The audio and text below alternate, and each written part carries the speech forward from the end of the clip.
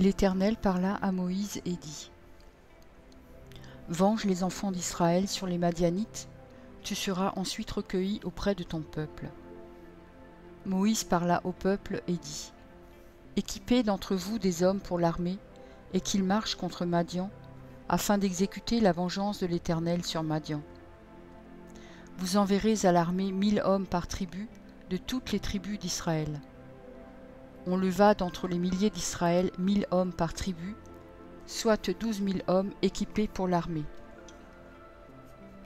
Moïse envoya à l'armée ces 1000 hommes par tribu, et avec eux le fils du sacrificateur Éléazar, Phinéas qui portait les instruments sacrés et les trompettes retentissantes.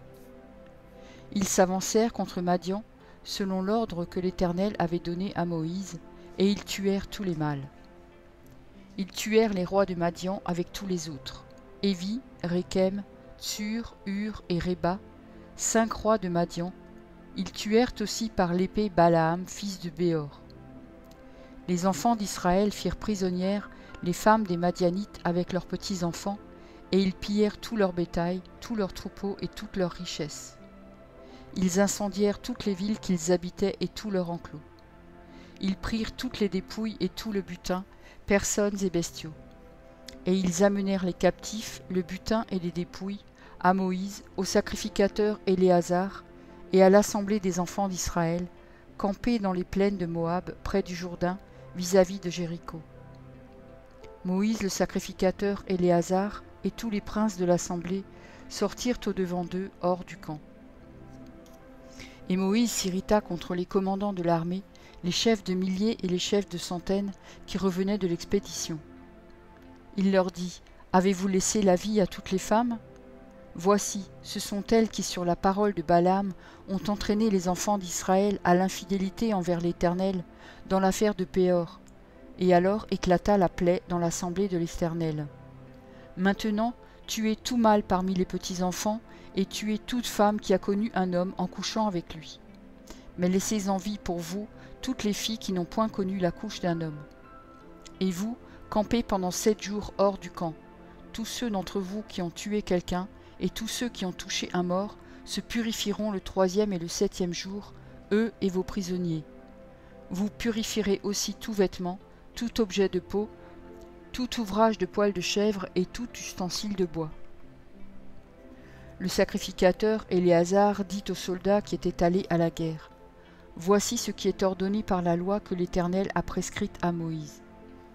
L'or, l'argent, l'airain, le fer, l'étain et le plomb. Tout objet qui peut aller au feu, vous le ferez passer par le feu pour le rendre pur. Mais c'est par l'eau de purification que sera purifié tout ce qui ne peut aller au feu. Vous le ferez passer dans l'eau. Vous laverez vos vêtements le 7e jour, et vous serez purs. Ensuite, vous pourrez entrer dans le camp.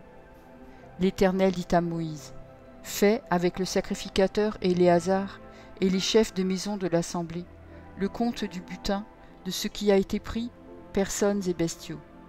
Partage le butin entre les combattants qui sont allés à l'armée et toute l'assemblée. Tu prélèveras sur la portion des soldats qui sont allés à l'armée un tribut pour l'Éternel, savoir 1 sur 500, tant de personnes que des bœufs, des ânes et des brebis. Vous le prendrez sur leur moitié, et tu le donneras au sacrificateur Éléazar comme une offrande à l'Éternel.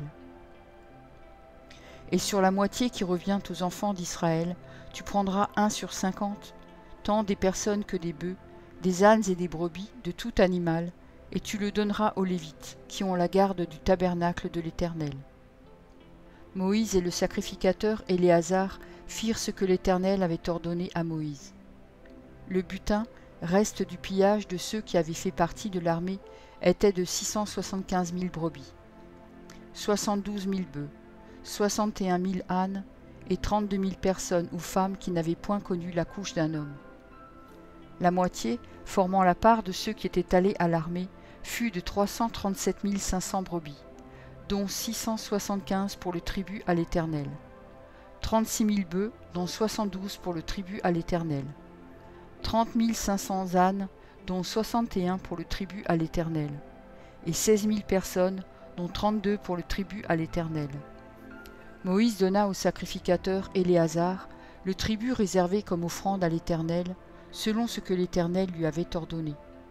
La moitié qui revenait aux enfants d'Israël, séparée par Moïse de celle des hommes de l'armée, et formant la part de l'assemblée, fut de 337 500 brebis, 36 000 bœufs, 30 500 ânes et 16 000 personnes. Sur cette moitié qui revenait aux enfants d'Israël, Moïse prit 1 sur 50, tant des personnes que des animaux, et il le donna aux Lévites, qui ont la garde du tabernacle de l'Éternel, selon ce que l'Éternel lui avait ordonné. Les commandants des milliers de l'armée, les chefs de milliers et les chefs de centaines s'approchèrent de Moïse, et lui dirent : « Tes serviteurs ont fait le compte des soldats qui étaient sous nos ordres, et il ne manque pas un homme d'entre nous. Nous apportons comme offrande à l'Éternel chacun les objets d'or que nous avons trouvés, chaînettes, bracelets, anneaux, pendants d'oreilles et colliers, afin de faire pour nos personnes l'expiation devant l'Éternel. » Moïse et le sacrificateur Éléazar reçurent d'eux tous ces objets travaillés en or. Tout l'or que les chefs de milliers et les chefs de centaines présentèrent à l'Éternel en offrande par élévation pesait 16 750 cycles. Les hommes de l'armée gardèrent chacun le butin qu'ils avaient fait.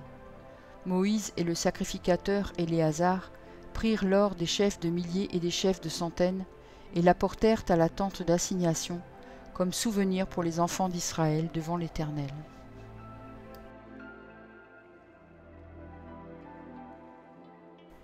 Nombre 32. Les fils de Ruben et les fils de Gad avaient une quantité considérable de troupeaux, et ils virent que le pays de Gézer et le pays de Galaad étaient un lieu propre pour les troupeaux.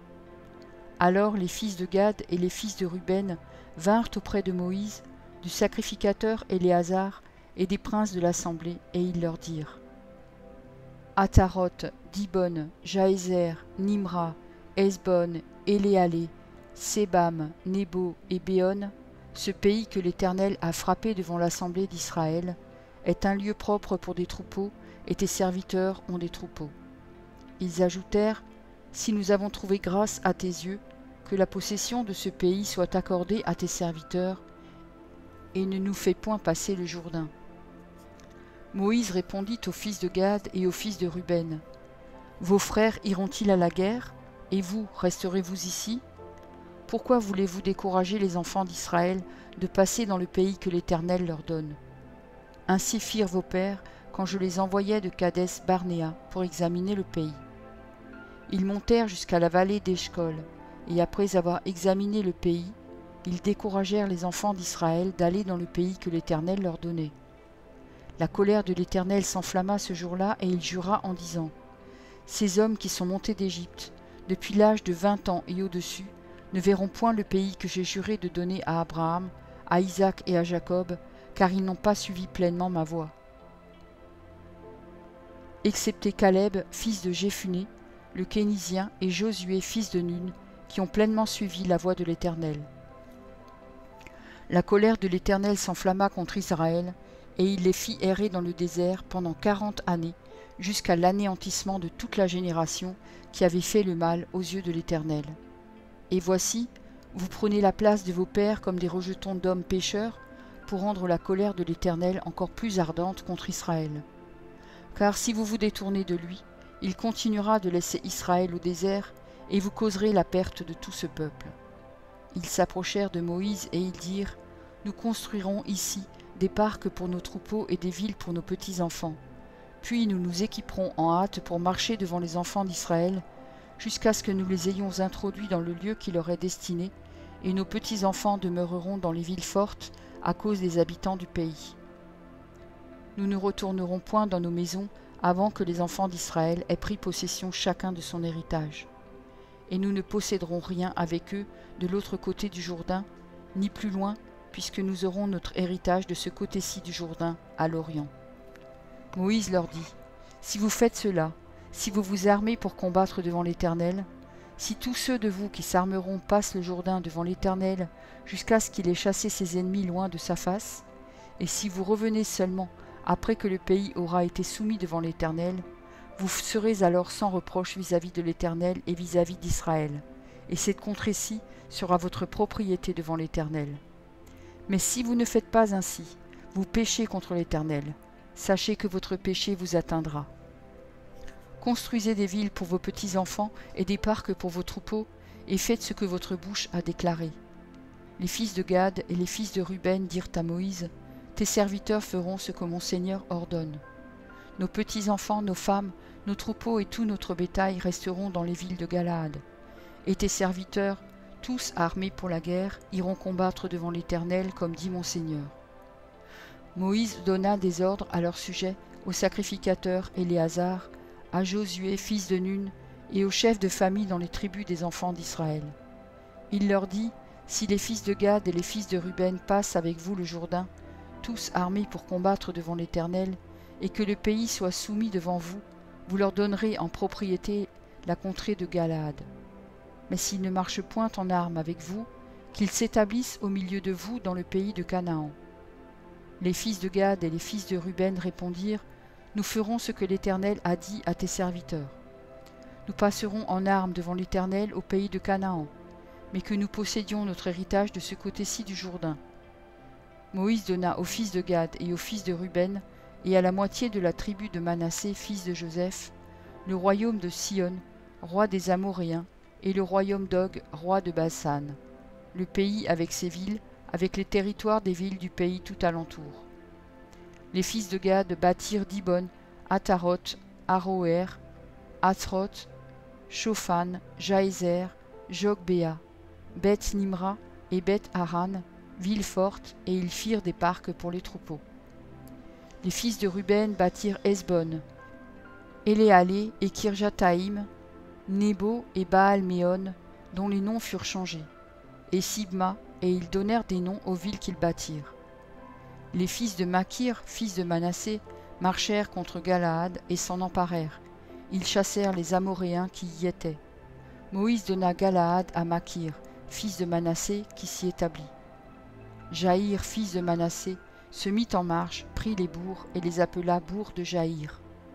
Nobar se mit en marche, prit Kénath avec les villes de son ressort et l'appela Nobar d'après son nom. Merci pour ton écoute. Je t'encourage à écouter encore la parole du Seigneur.